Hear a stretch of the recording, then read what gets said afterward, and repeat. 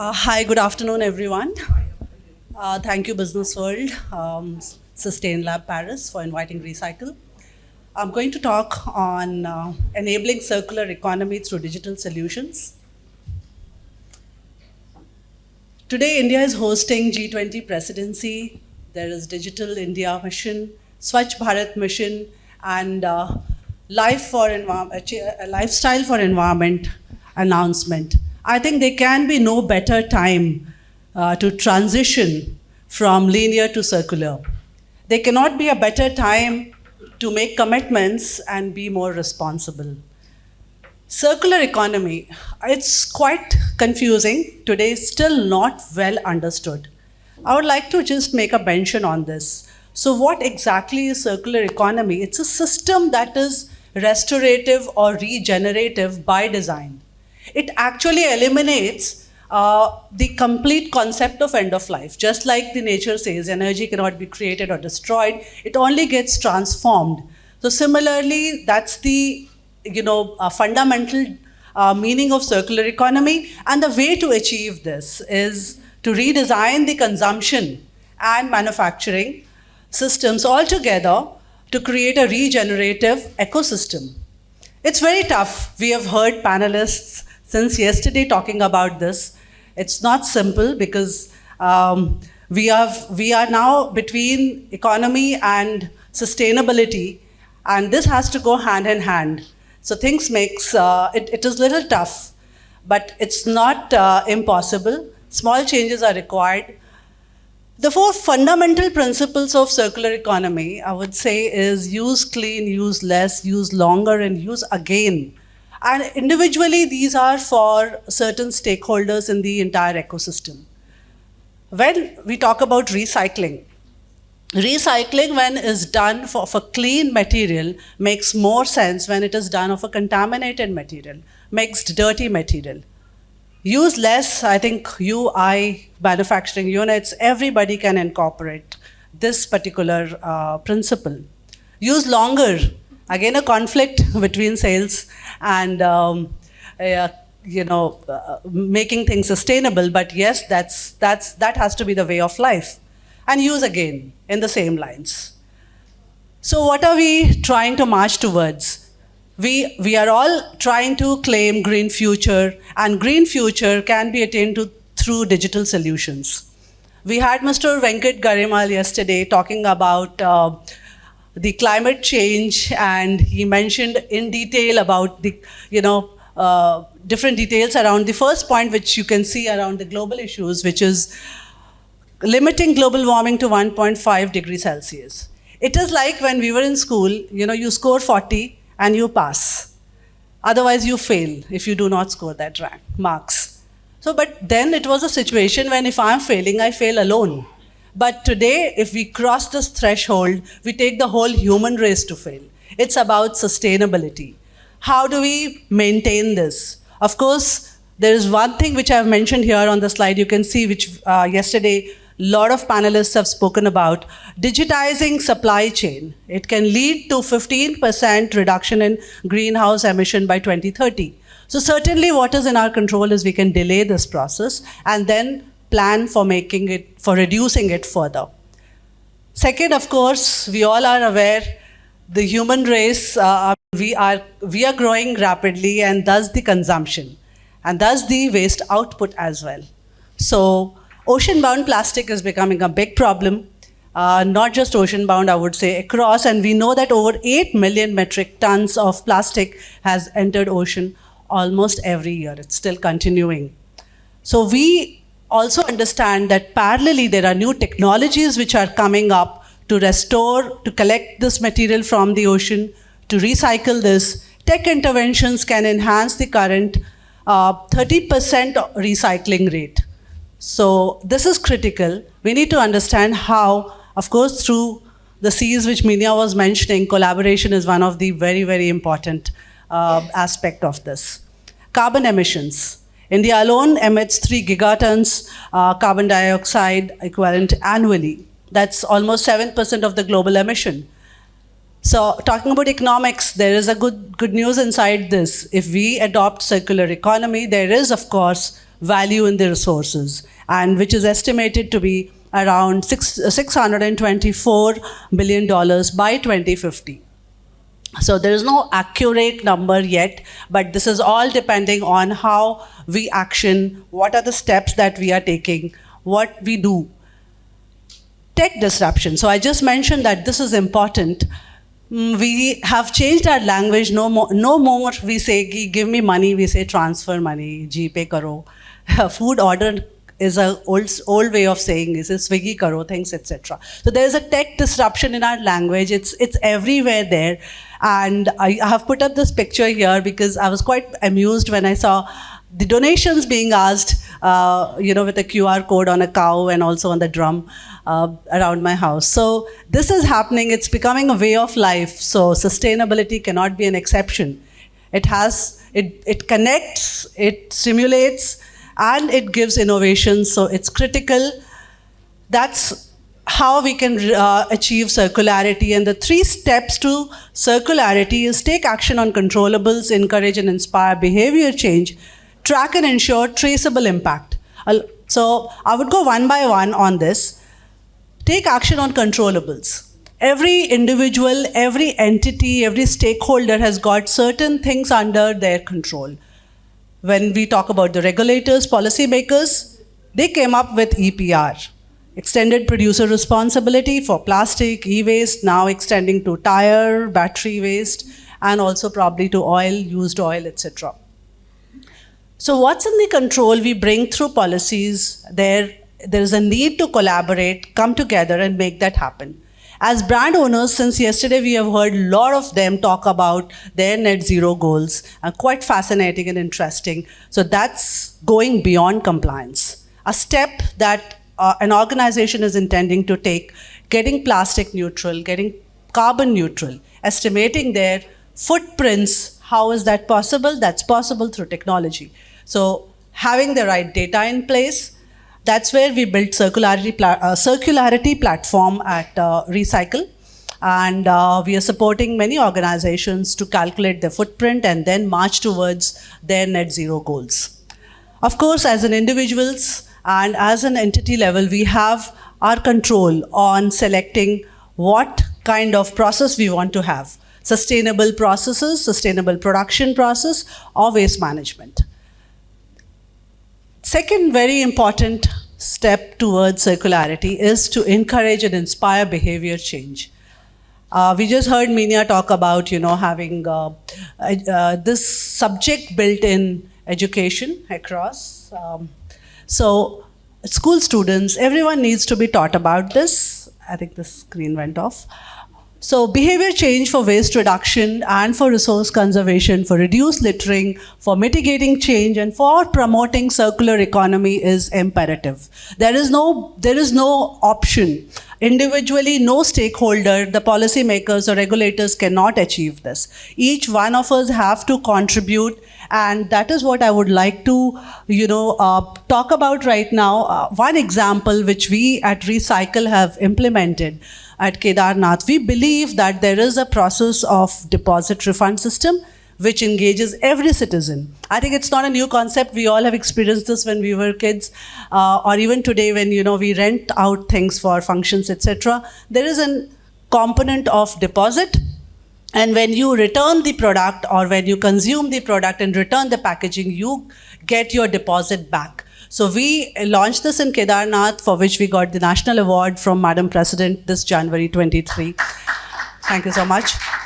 And and going further, it is extended to many more areas, and now state is actively talking about this. I'll play a short video for you to have an understanding on this and to break this monotony of my monologue.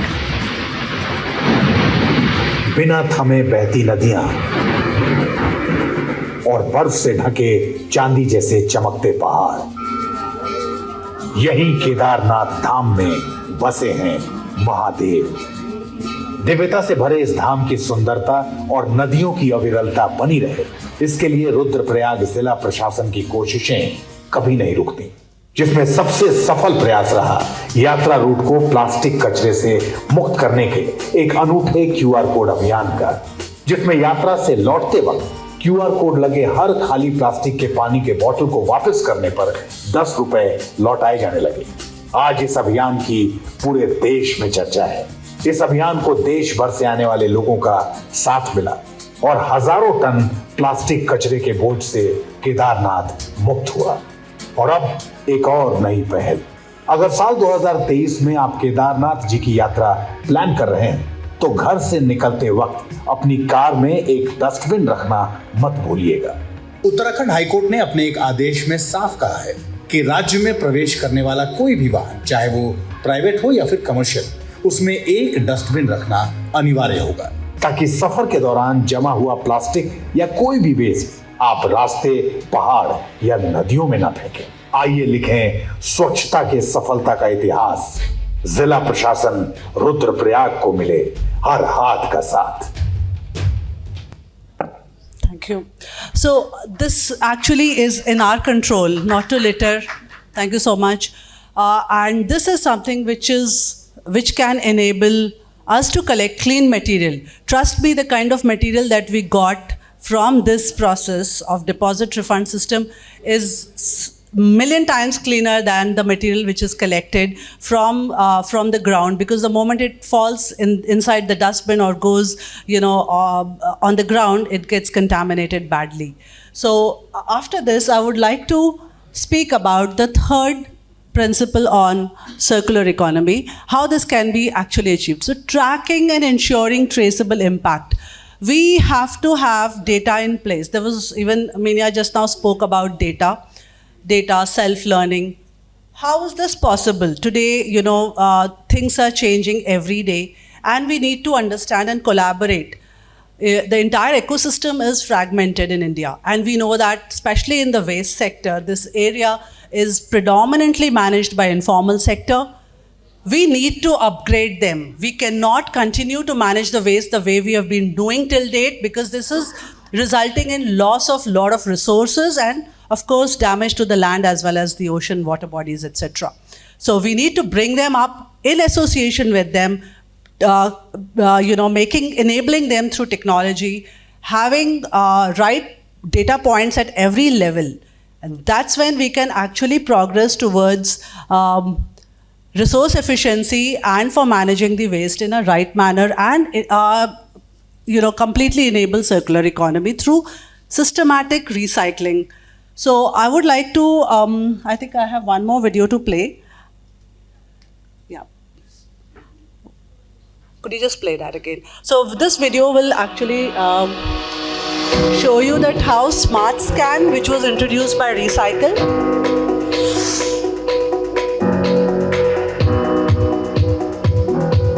where at every household and at shops, we gave them this badge with QR code and nudged them to collect dry waste.